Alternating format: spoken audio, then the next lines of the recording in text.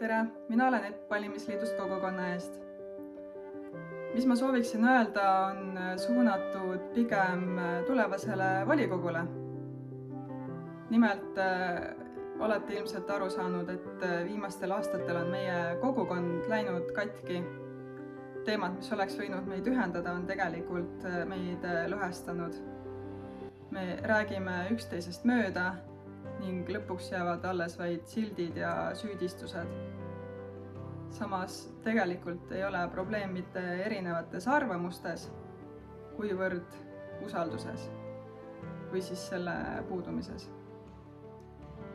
Eks me juba koroona ajal õppisime ära, kuidas inimesi lahterdada ning nüüd siis kordub sama muster, aga uute teemade ümber.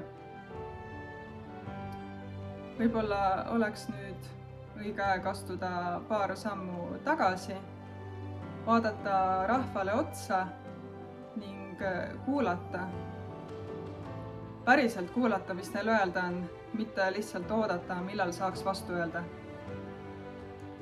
Kui me soovime edasi liikuda, peame tulema valmis mitte võitlema, vaid mõistma, arutama, koos lahendusi otsima, sest ainult niiviisi saame minna edasi.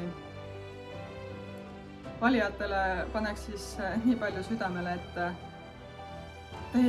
teie otsustest sõltub, milline on muutus. Ning just sellepärast on oluline minna kindlasti valima.